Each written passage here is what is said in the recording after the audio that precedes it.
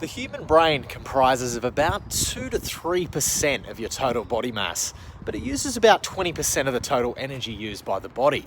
Now, one thing that this energy-hungry organ loves to do is take shortcuts. And every time you make a decision, you use energy. So your brain loves to run in these set little routines to reduce the amount of choices that it needs to make.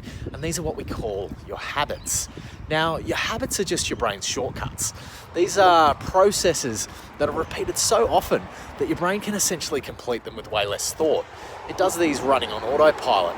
Now, good habits are, I believe, the number one thing required for long-term success. And the reason for that is anyone can get motivated. Everyone has things happen in their life that trigger them and propel them into action.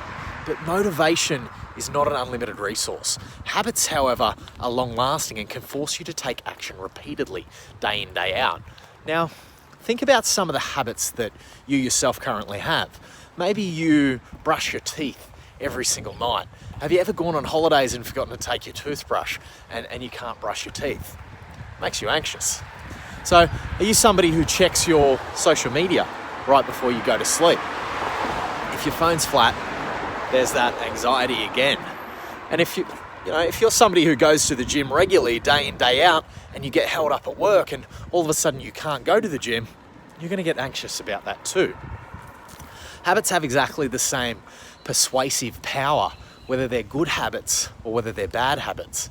And not being able to make the gym because you got held up at work will cause you just as much stress as breaking your habit of getting off the lounge and going to the gym if you're currently not in the habit of exercising. The power is in the routine. So with that in mind, you should be changing your strategy when trying to make lifestyle changes to stack the deck in your favor. Change your environment. Make yourself as accountable as possible, or get accountability and support from somebody else. Do everything possible to continue the action consistently for as long as you can. Once the habit is in place, the hard work is done. So, if you're looking to make a lifestyle change, you first need to work out what you can realistically achieve.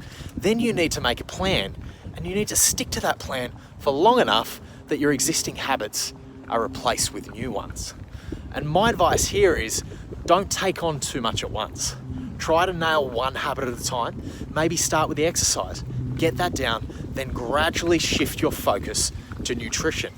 So make sustainable changes, one step at a time.